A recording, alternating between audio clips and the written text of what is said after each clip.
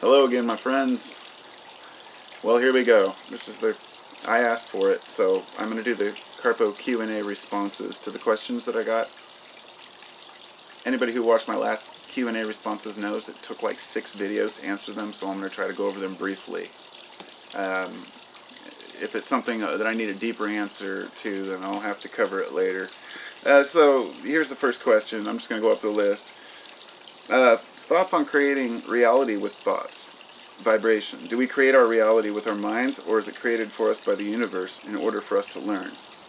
I have no idea. I totally understand where you're coming from. I just don't have a response for that. I believe that everything is based on the idea of vibrations, or what you might call cycles.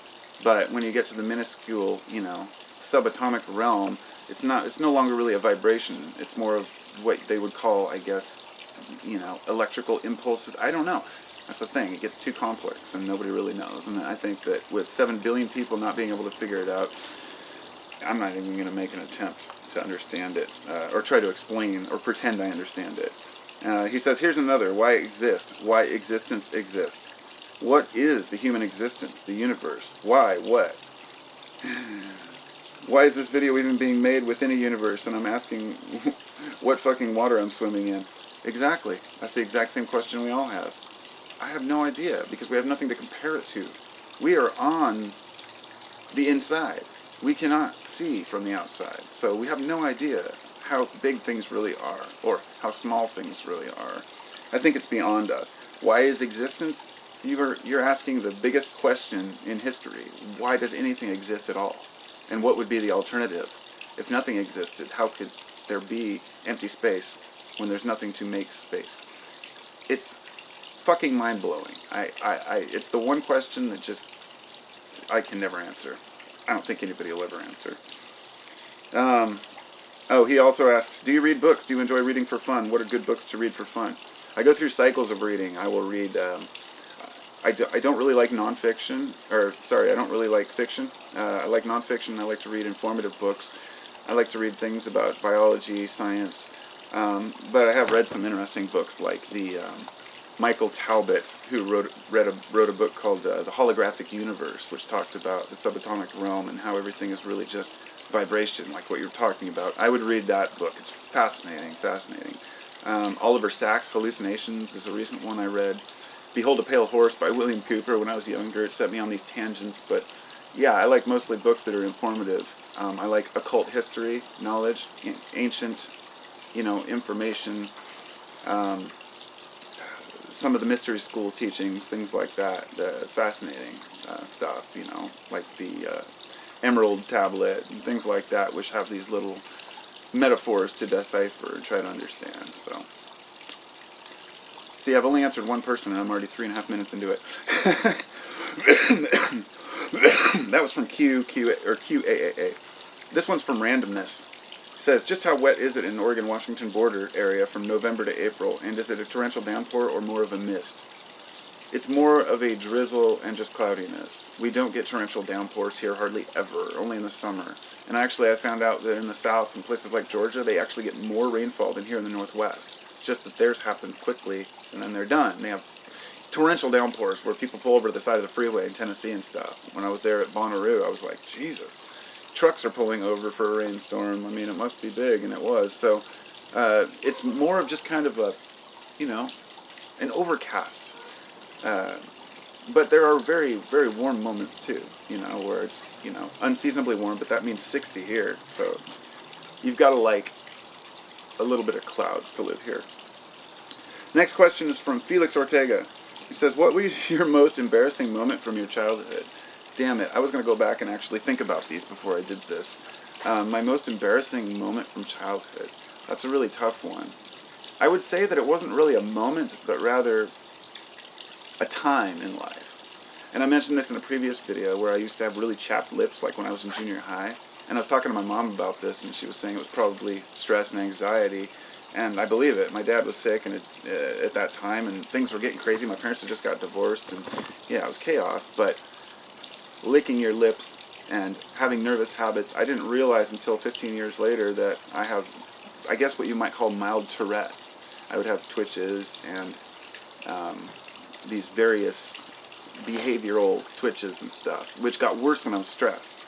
And I've since been able to conquer, but I still end up walking on the sidewalk and avoiding cracks, that kind of stuff. It's very normal. A lot of people do it. Keeping things even with both hands. If you touch something with one hand, bump it with the other, that used to be really bad for me. So my most embarrassing moment wasn't a moment. It was more of that whole time where I had bad acne and I was just bombarded with bullshit from, the older kids or whoever was teasing me or whatnot. I didn't really take it as much until later when I realized. I wasn't very much teased. I had a lot of friends that were skaters and rockers, and I didn't really get picked on, so to speak. But I guess it was the way I felt about myself. Maybe the most embarrassing moment was when I realized that there's no reason to be embarrassed. Maybe that's what it was. I really don't know. I might think about that one and get back to it. Dabs for Days says, thoughts on Datura stramonium, Jim's and weed. Have you ever experienced with eating the seeds? No, I haven't. I'm not interested in any type of... I'm even scared of dissociatives, but I don't really like deliriants, and I've heard some bad things about that stuff. People have huge memory loss and gaps, and I just don't deal with it. My friend grew a bunch in his yard when we were like 15, and we were smoking it, and he claimed to get totally high off of it. I don't know if he ate it or smoked it or what he did, but no, I haven't, and I don't really want to.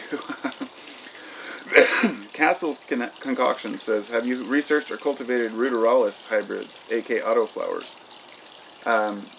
I'm aware of them. I know that a lot of autoflowers were, bred from ruderalis strains, which helps them to autoflower, but I haven't experimented with them myself. Not yet, no. I'm curious about them, but not that curious, really. And he says, do you concern yourself with the reputation of companies or their owners if the cannabis genetics they create help you? Yes, I always concern myself with the quality of a business and the way that they treat their, respect their clients and their way of doing business.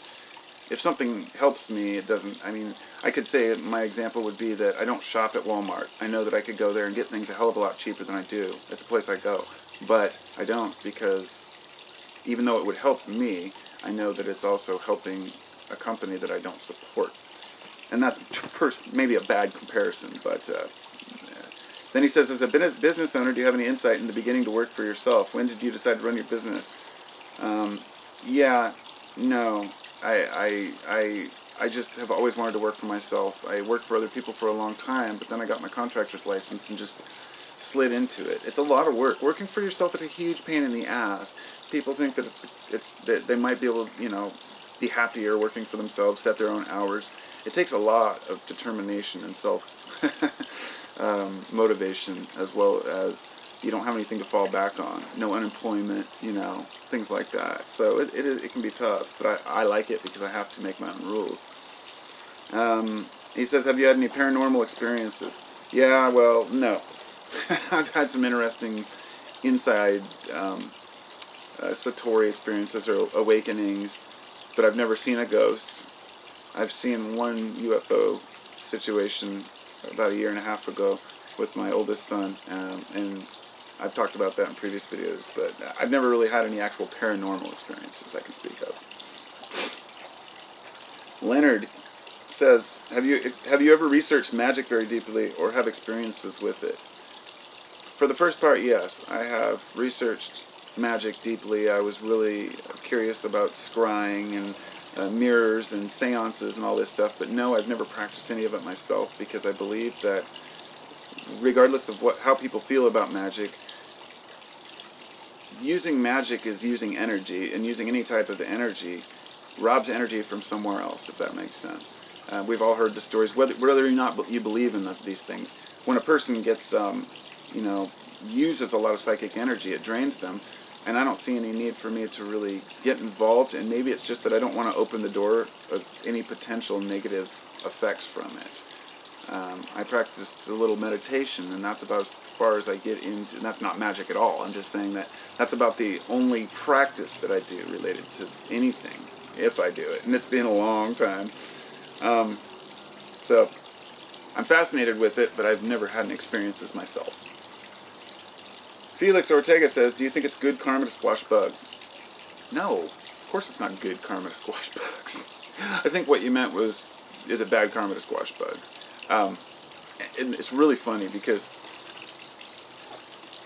my beliefs on karma vary widely. I mean, I have a lot of different... I believe in a universal balance, but I don't believe in an individual karma. And a lot of belief systems they want to believe in future and past lives merely for the sake of those who have done wrong to pay the price and those who have been wronged to have the good balance out in the next life or whatnot. I'm not going to go into how I feel about those in particular, but when it comes to bugs, there's this guy named Gabriel Kundalini, which I've watched his videos in the past. He hasn't done any in a while, but he just kind of travels the world and does these spiritual videos, and I liked him. I still like him. He's a nice guy. And he made this video, and he was all concerned because people were giving him shit. Somebody was giving him shit because he was swatting mosquitoes in his video. And they're like, well, basically, if you're really spiritual, you wouldn't crush bugs. And I was like, dude, I'm totally with you there. I understand. Here's the thing about bugs. If you had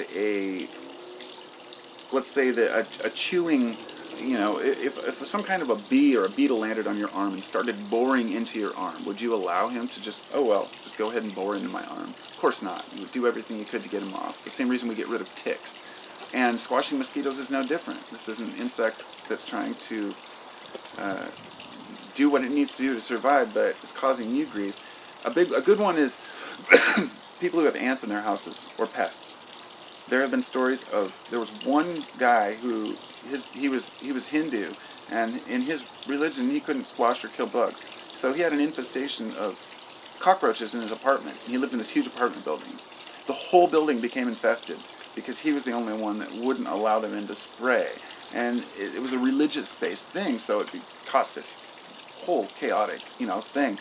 If the bugs are affecting other people, then, you need to do something about it, of course. So when ants are crawling across your counter, you don't want to just let them keep eating all your candy and sugar. You have to crush them once in a while. It's just how it is.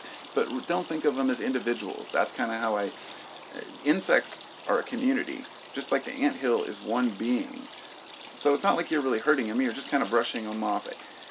I'm not trying to justify it. I'm just saying the reality is we will kill bugs. You have mites that live in your eyebrows. You have all kinds of bacteria that live in your body. Eating certain foods kill those bacteria. They're alive. What extent do we take it to? I just say we use our sense and don't kill bugs just out of spite. Don't just kill things because they're there, if they're not affecting or harming you. So I think that's as far as we can go. Robin says, love change. I agree. Ian says, have you seen Mr. Nobody? I'd highly recommend it. Yeah, I think that's the one with, what's it, Jim Carrey, right? Yeah, I did see it, and it's been a while, but now that you mention it, I'll probably have to watch it again. Definitely. It's been a while, so I can't comment on it. Let's see. Daniel. What's up, Daniel Riley? He says, have you ever ridden a motorcycle?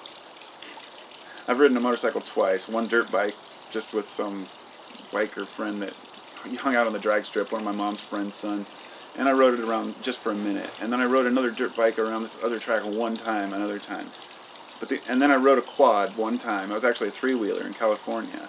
And I came up over this little hill in this little parking. It was like a vacant lot with barbed wire around it. So I saw the barbed wire fence coming, and I hit the gas instead of the brake because I just started riding it. I panicked and tangled myself all up, flipped it over on me, burned the fuck out of my back of my leg, and I've got this huge, gnarly scar, actually. You might be able to see it there. It goes all the way down my leg. But I was like, I'm just not interested in motorcycles. I'm just not. They're just too dangerous. Maybe someday I might get... I still do want to get a bike, but like a Honda or something, a Yamaha that I can ride, a street bike. What's the plan for your amazing beard? Well, thanks. I don't have a plan. It's been growing for about a year, and I haven't trimmed it, and I just kind of let it get a little thicker, although I've trimmed some of the length off, but I don't know. I like beards. I prefer having a beard. It's comfy. What do you think your two youngest kids may be when they're older, in terms of profession? Whatever they want to do. I don't pressure them. I think my old middle son, the 7-year-old, he might be a scientist of some sort. My youngest, who knows? He talks about being a doctor. He might be my other son actually talked about being a game designer too. And I don't pressure and won't pressure my kids, and they can do whatever the hell they want. So I don't know. It'll be fun to watch, though. It's very fun to watch kids grow up and see what they're going to do. If they're like me, they won't have a profession. They'll just be interested in everything. So Cody Teague says, don't have a question. Okay, so you don't have a question. Okay. Hope you find the truth you're looking for. Well, thanks, Cody. I'm not looking for a particular truth, really. I come across that way sometimes, but I kind of gave up on that a couple of years ago, realizing, because I searched to find if there was a truth, for the sake of saying, if anyone has it, show me kind of thing. And I realized that the truth is subjective. It really is. And I won't even argue that point. Truth is subjective to the individual. And you can go off in your corner and live your own reality, and nobody can tell you any different. If the truth that you believe is not true and it's affecting you negatively, then you change your truth. And that's how it works. It's a moving target. So Psychonaut Central, what's up, brother? Wait, let me think. That's no. Fez, right? Is that your name? I think it's Fez, something like that. I have a few. What's your favorite Dead album? Oh God, my favorite Grateful Dead album. I mean, I like them all. I mean, I'd have to say it'd probably be a live album, but if you wanted to talk about studio albums, let's say American Beauty. It's the all-time classic. It was the first Dead album I listened to. Box of Rain was the first song I ever heard, and we put it in the Grateful Dead thinking it would be heavy metal. We put the tape in the tape player and hit play, and it was like, bam, bam, look out of any window. We're like, oh my God, this is not metal, and I fell in love with it. So I love all the Dead albums. They're awesome. If you could only use 3 substances for the rest of your life, what would they be? Well, that's very, I gotta say, that's a pretty vague one, because there's a lot of different types of substances. Not all of them really even are considered drugs, and I don't know if you mean drugs, but I'm assuming that you mean psychoactive substances. And if that's what you mean, if I can only do 3 for the rest of my life, that would be marijuana, kratom, and psilocybin mushrooms. Hands down. Hands down. That's it. I can't think of anything else that I would want more than that if I had to choose between them. Have you ever tried ingesting hashish without first decarboxylating it?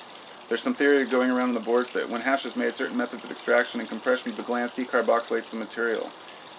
One thing you might take a note on is that the longer that something sits, the longer that cannabis sits and cures, and this would probably include hash and certain forms of pressed hash, they actually can decarboxylate naturally. So if you have stash sitting around for 6-8 months, it may be partially or completely decarbed by the time that you actually eat it. As for eating hash, I'm not interested in really eating cannabis. I'm not a huge fan. I just made a monster batch of caramels, and I'm afraid to even eat them because, to tell you the truth, I may seem like a stoner type guy, and I do smoke pot, but I don't like getting high, stoned high. I like to take a couple tokes and just give me that mild feeling. I can't explain it, but getting too stoned for me is tough because I don't feel like you can control it well enough. So I've never been interested in eating huge amounts of hash that people talk about. I've heard of 5-gram hash eaters or 10-gram hash eaters that have these crazy psychedelic experiences, but I think that might be useful for someone in a time and a place where all they have is hash. But I feel like if I want a psychedelic experience, I'll just take mushrooms. It's much easier on me. So yeah, I don't know. I've looked into hash eating. It's kind of it seems like it was something that people did when that's all they had, but I could be wrong. This can be some very heavy stuff to do. Let's see. Matthew, you have a question. My question for you, this is from Matthew Penn.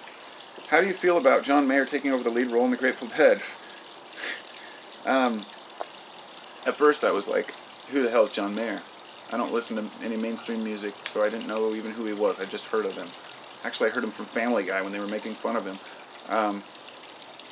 It was Chris Griffin. He was spray painting "That's Enough, John Mayer." So I assumed that John Mayer was pretty popular and doing a lot of stuff, and then all of a sudden I found out he was playing with the Dead.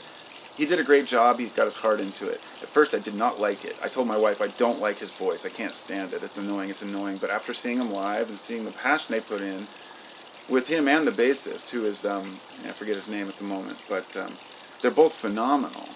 And they really put a lot into the band, and I think it's great. People felt the same way about Trey when he played with the Dead for the final Farewell show in Santa Clara. I loved it because I love Trey, and I love his playing and his voice, and him playing with the Dead is something that I will never forget. It was the most amazing.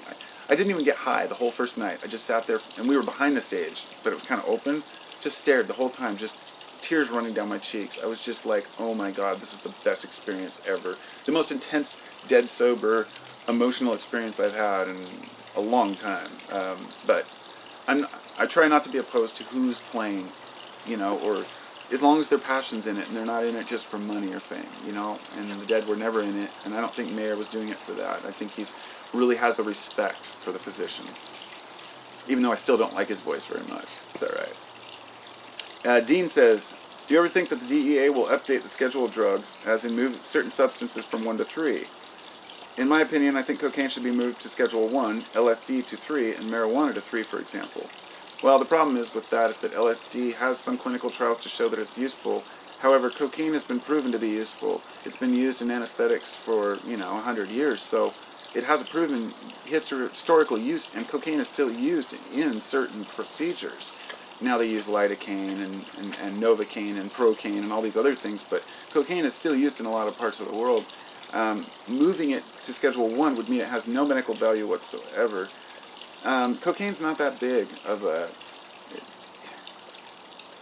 It's not the biggest issue right now. I don't think that it really matters. There are a lot of coke users, and crack was a huge problem, but that's why they made the crack a higher, Moving them to a different schedule, all that does is put more people in prison for the drugs, and that's the problem. So I would say I would like to see the schedule list completely removed, annihilated. I don't believe that drugs, anything should be scheduled. But I know there's a lot more to that, like, who oversees, things that are harming the people, the public, or do we have protectors, anybody looking out for us? And I don't know. I don't think they should be moved, though. I think that they should be removed completely. Rick Bissell says, if you could go back in time for one day and witness a historical moment or any event that interests you, what would you choose and why? Well, shit, that's a really tough one. I'd go back to the metaphorical flood, if there ever was one, unless it was like I don't really have anybody in particular that I'd like to meet. I'd like, some people say I'd go back to see Jesus, or I'd go back and see whoever, somebody that they respect or admire. But I don't believe that the history is too accurate in the way that things are documented, and we romanticize history more. I can't think of anything I'd really like to go back and see. Can't think of anything really at the moment. I don't know. There's a lot of things. I'd love to go back to ancient Rome and see how they operated, or Sumeria, or to Machu Picchu when it's at its peak, Let's see if I'm going to be able to finish these. I don't think I'm going to be able to finish these in this video because I'm running out of time. So I'm going to do a second one now, which I'll pick up with Heisenseibman. Yeah. So on to the video.